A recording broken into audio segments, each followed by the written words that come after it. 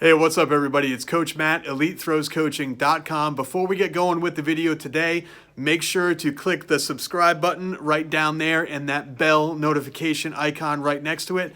That way you stay up to date with all of our new videos. We're putting out a brand new video every week. Right now we're doing glide shot put and discus starts right after that. So make sure to subscribe, click that notification bell, like, comment, share, all that good stuff. That way you get notifications whenever these new videos come out. Today, we are going to be talking more about glide shot put and moving into the throwing circle to give you a little bit of a taste of what to correct next. Okay, so this is problem number 5 in our list of the top 10 things that you need to correct with your glide shot putters. And that is that when they glide, they are not landing in the front half of that circle. A lot of times we see athletes, they start in the back of the circle or they start back a foot or so to try to get closer to that toe board, and they end up landing with their right foot or their power foot still in the back half of the circle. So we're going to talk about that a little bit today and give you some ideas of how you can correct that and get them throwing a heck of a lot farther. So I started coaching the sport of track and field, started coaching shot putters and discus throwers when my college career ended, which was in June of 2002. So that was just about 17 years ago. I started coaching the throwers, started coaching shot put and discus. And I can tell you with 100% honesty, this is the biggest problem that I always need to correct when new throwers start working with me. Now, if you think back to some of the original videos that we did, my philosophy of coaching the throws is that you teach athletes backwards. You teach athletes with the end of the throw, meaning you teach them the release first, and you finish teaching them with the beginning of the throw. You finish teaching them with the back of the circle. So this is something that should probably have been taught to your throwers the second or third day that you ever had them out at practice, because we taught them how to do a power position throw. We taught them how to get their feet lined up in the power position. And when you do that, you have to explain where their toes are lined up. We want that sort of toe to instep line up. And then we want them to open up our feet, covered in dust. We want them to open up our feet to be a little bit wider than shoulder width. We essentially want their feet as wide as they would be if they were going to jump as high as possible in the air or squat a maximum amount of weight in the power rack. Okay, so we don't ever want to see, if we had our athletes jump as high as possible in the air, they're never going to look like this. They're just not going to be able to produce as much power. At the same time, we don't want them to stand here like this because, again, they're never going to be able to produce a lot of power. We want to see their feet a little bit wider than shoulder width, the same as it would be if they were going to jump as high as possible in the air. So that's something that we taught to all of our throwers the second or third day of practice. That's where we want them to land in the glide.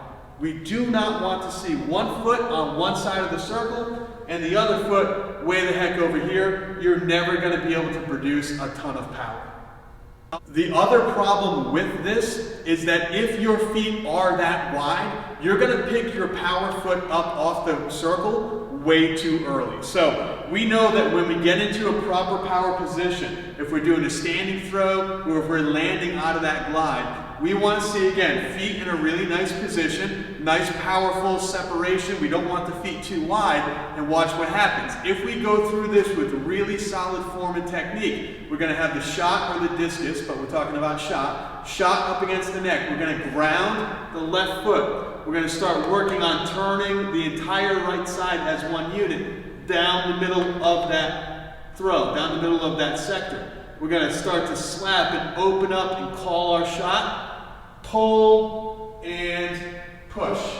And you can see when the shot comes out of the fingers, the toes are still on the ground. We want to keep the toes on the ground right into the point when that shot's about to roll off of our fingers or get pushed off of our fingers.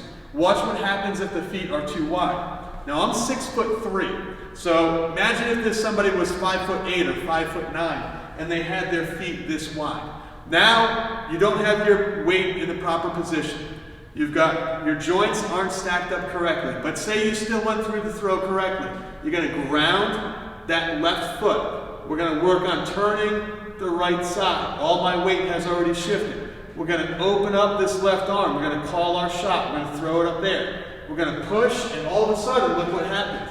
My foot came off the ground, and I'm lunging my head out the front of the circle before I even have a chance to push the ball. So that's why we need to make sure, not just for production of power, but just for our body position, that we're able to get this foot underneath us. We're able to get the foot in the front half of the circle so we can keep that foot on the ground and continue applying power to the shot until it's released from our fingertips. The other reason is, just from a biomechanics standpoint, we want to have our joints in the most powerful position possible.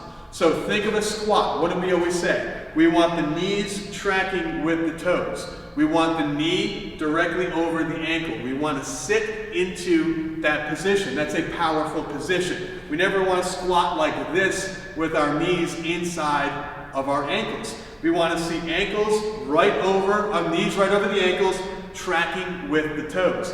Same thing happens when you jump. We don't ever want to jump with our knees in. We don't ever want to land out of a jump with our knees in. But if we're too wide in this position, what happens? Are the joints stacked up on top of each other? No, they're not. We have the ankle, which is outside of the knee, which is outside of the hip. If you were to draw a line straight down from my hip, it would be right about here, about 1.5 feet inside of that ankle. So if you needed to get all of these joints stacked up, you would need to bring the ankle underneath the knee underneath the hip, and now we're actually able to become explosive and deliver a lot of power with our power leg. If it's too wide, if our foot is in the back half of the circle, you're never going to be able to produce enough power or anywhere near as much power as if all of the joints were stacked up together.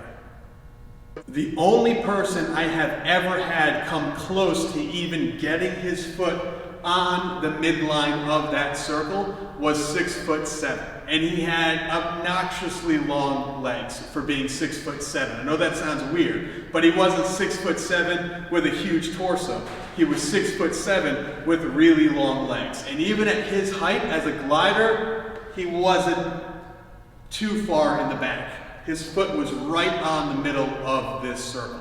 So if you're dealing with someone who's my height, 6'3", if you're dealing with a girl who's 5'9", 5'10", guys and girls who are 5'10" and under, there's no way that right foot or that power foot should be in the back half of that circle. It just does not make sense, and you're not going to be able to create as much power that way. Okay, so the question then becomes, what happens if I have a guy or a girl who starts in the back half of the circle, and when they glide, they're gliding and landing here. They're not able to glide and land in the front half of the circle. What do we do? What are some drills to help us out? Are there different ways that we can position them? Well, if you have a thrower that's not strong enough, or not explosive enough, or not balanced or coordinated enough, maybe they're not tall enough, that they're really short to get from the back of the circle into the front half, there's a couple things you can do. You can cheat a little bit, which I don't normally recommend unless the thrower is very short, and you can start them about 1 foot back from the back edge or the back rim of that circle. That way when they do glide, it's a lot easier to land in the front half, and they're more than likely going to be in a much better position. The other thing that you can do is teach them how to glide and become more explosive, because if you are a young thrower, if they are a shorter thrower, if they don't have the strength or the coordination or the explosiveness or speed or whatever you want to say to get out of the back half of that circle, you need to train them and teach their body and actually get them strong enough and explosive enough and powerful enough to get out of the back. And the way I like to do that is, again, just like the last video, we're going to take something like a jump rope, we're going to take something like an old clothesline, something like this, which is a stretching strap, and we're going to actually lay it right in the middle of the circle. Now, as you can tell, here indoors, I've actually painted the middle of the circle. Indoor wooden circles are sometimes divided front half and back half, so there naturally is a middle of that circle. But sometimes if you're outside, you're on cement, that line is not painted. So lying something right down the middle like this is going to be a great way to show your athletes where the middle of the circle actually is.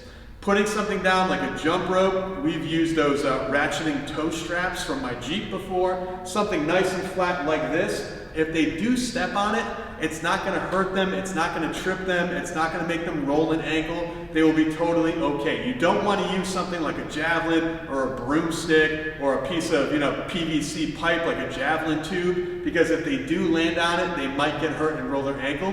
Something nice and flat like this, or something like a clothesline or an old piece of rope, is going to work perfect for you.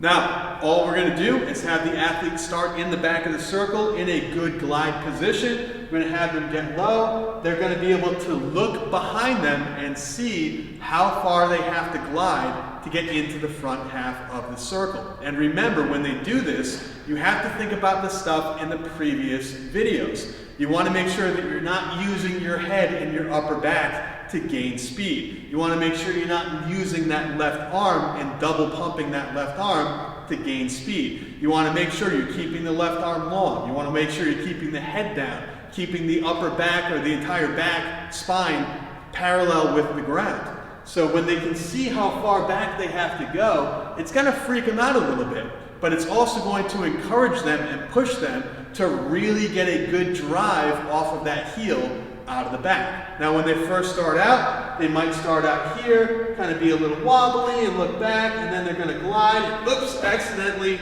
land on top of it again. Not a big deal. They didn't get hurt, they didn't roll their ankle as you just saw. Just simply go ahead, straighten it back out again, get it nice and flat, have them go again. You don't even have to be in a circle to do this. You can be in the weight room, you can be on a gym floor if it's really snowy out. You don't have to be in the circle to do this drill. And eventually what's going to happen, your athletes are going to get set up, back of the circle, get in a good glide position. We're going to come in, out, glide, and then boom, they're landing in a much better position on the other side of that strap. All right, so there it is, video number 5. That means we only have 5 of these videos left before we start discus. I hope you are all having a really, really awesome indoor season so far. I know some of the warm weather states, we're getting started with outdoor in just a few weeks, so hold on tight, it's almost here. But I just wanted to thank you all for checking out these videos, and make sure, just to remind you, subscribe and click that notification bell. Also, what you're gonna see popping up on the screen are some playlists and some other videos to help you out. Again, our camp is coming up. All that stuff is popping up right now on screen. Make sure to check us out and check out the website so you can be informed when anything brand new comes out, and you can see all the other ways that will help you become a better thrower. Click all this stuff that just popped up, and I will talk to you guys in the next video.